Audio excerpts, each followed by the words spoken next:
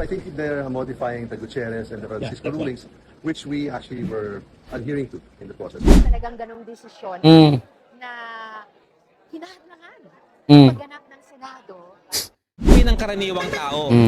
Yun lang, hindi matanggap nitong si Tambaloslos at si Risa Hontiveros ang naging desisyon ng Supreme Court. Kaya ba'y maghabol pa sila umano, mag-file pa sila ng motion to reconsideration sa Supreme Court, mga kababayan po natin.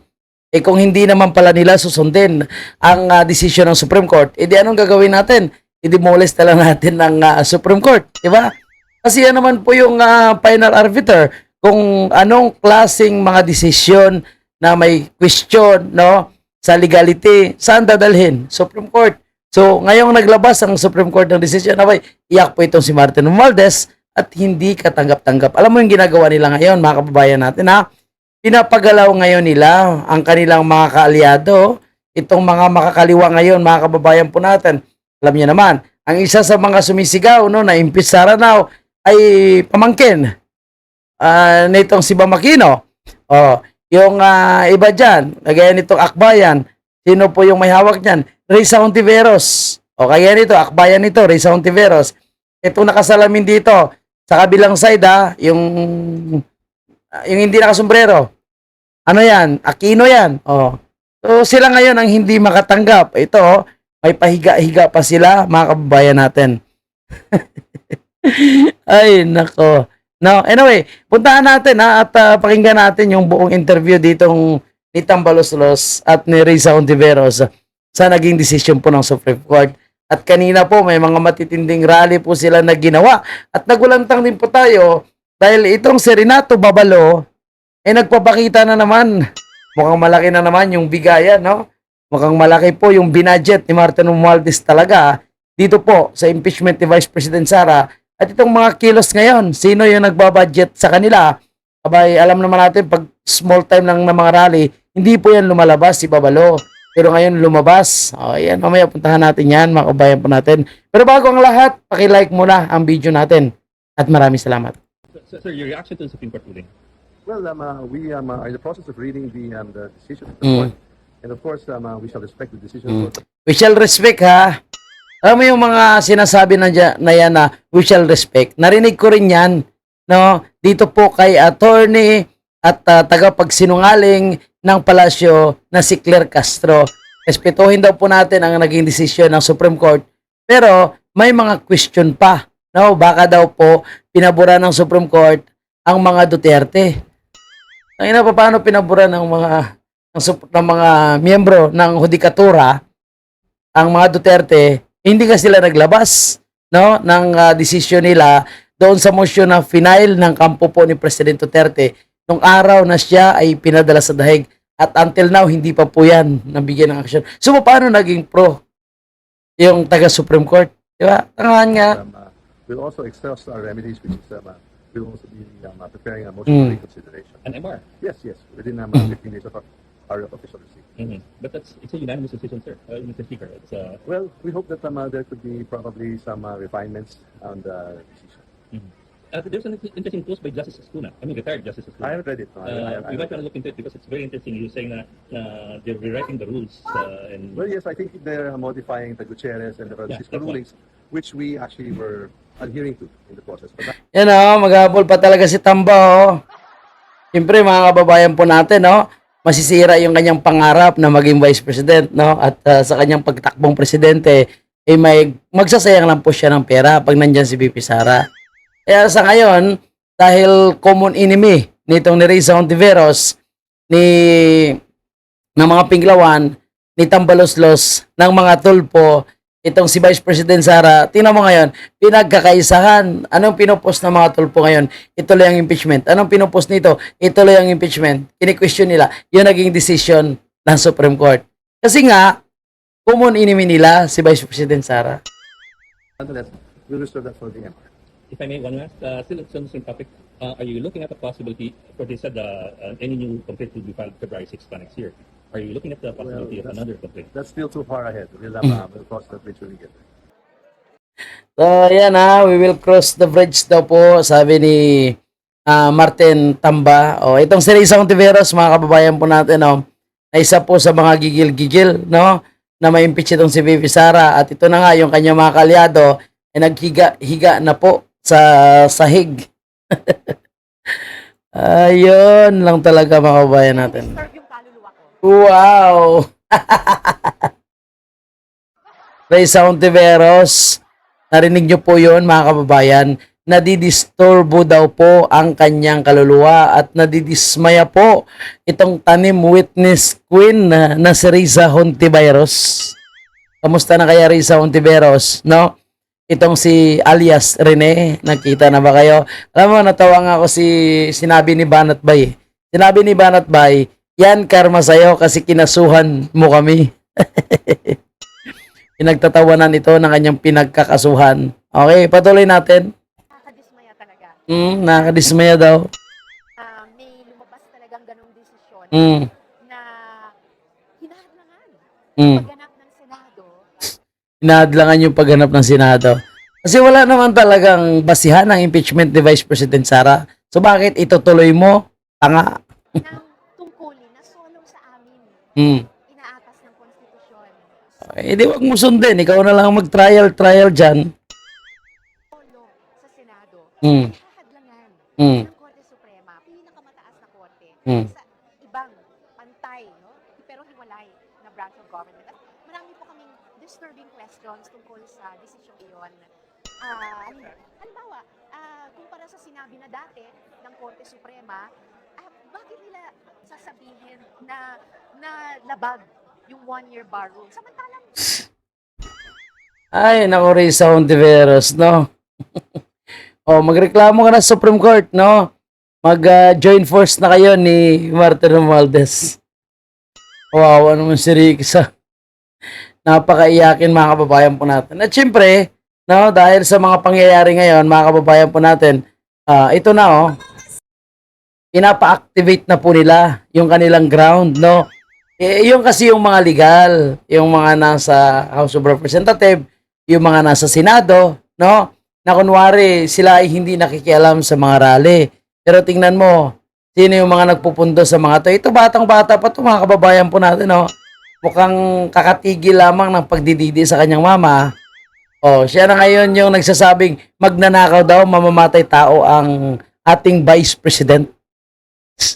May ebidensya ba sila? No? May pinatay ba? Sino ba yung mamamatay tao? Yung mga naninirahan sa bundok, no, na gustong sumera sa gobyerno, at yung hindi naman naninirahan sa bundok, yung nandyan sa Kongreso at sa Senado. Di ba? Sila yung tunay. No, mas marami po silang pinagugurgor. Walang ginorgor ang mga Duterte. Kasi kung mayroon, kulong na yan sila. Tandaan natin yan. Dahil ganyan po kadesperado, no, itong gobyerno ni Ngagba ngayon. Kahit ito nga kay PRRD, wala po silang ma-file na kaso sa Pilipinas dahil wala po silang ebidensya. Kaya nakakapagtaka yung ICC na yan. Sige, panoorin natin kasi magugulat po kayo dyan mamaya sa lalabas. Makikita natin si Babalo.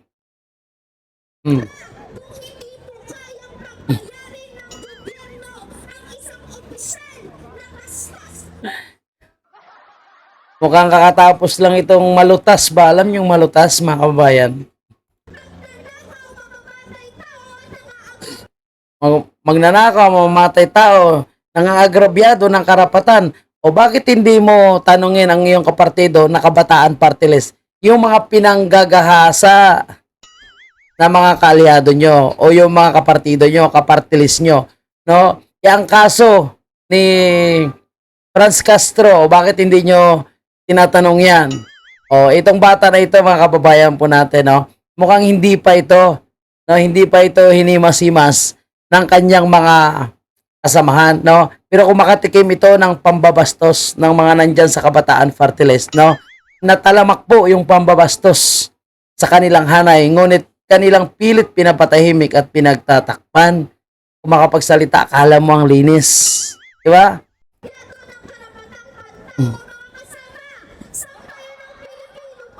Oo. Oh.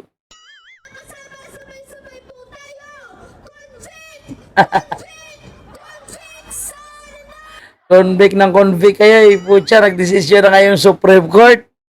E di kayo na lang mag-Supreme Court, mga ulol.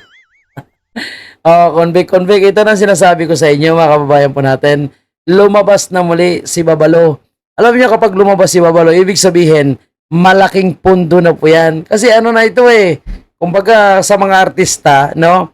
High value na ito. Mataas na po yung kanyang talent pin itong si Babalo. Kasi veterano na ito eh.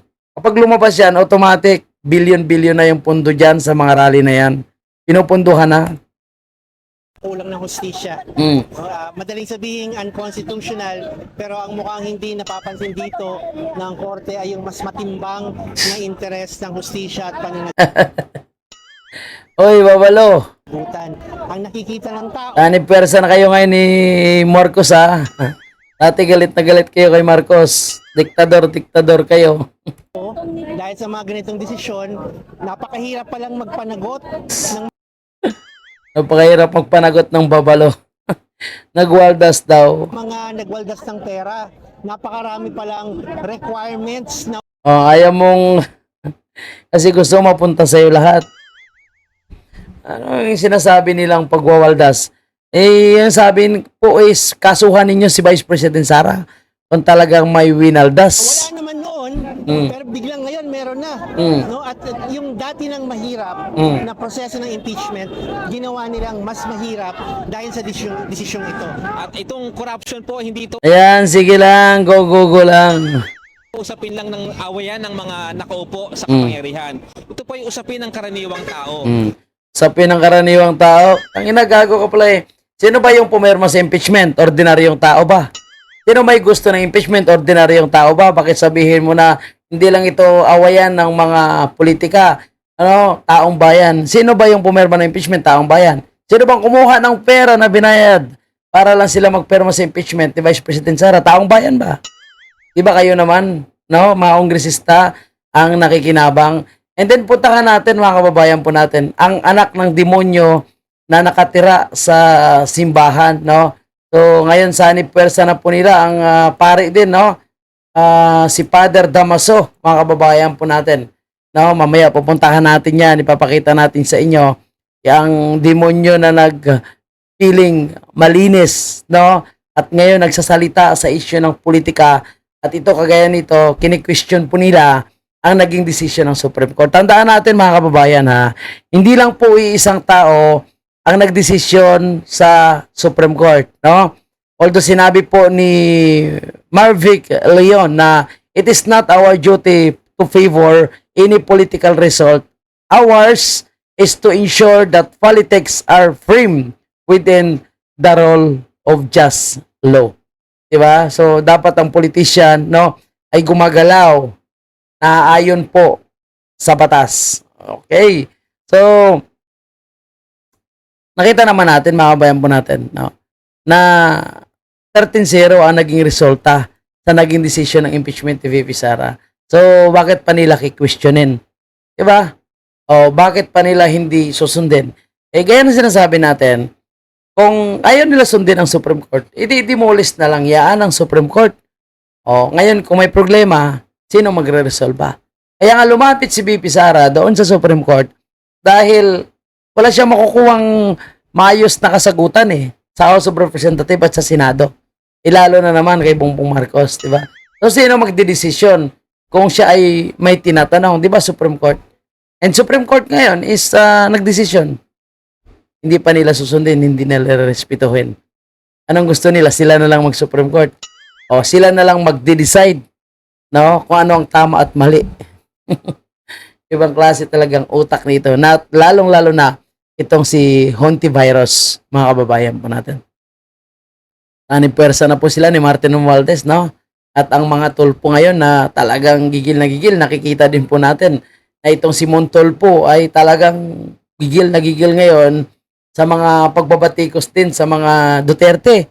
Tandaan natin, mga kababayan, si Vice President Sara po ay hindi presidente. No? Si Vice President Sara, no, ang kanyang trabaho ay kaunti lamang at kaunti lamang yung kanyang budget.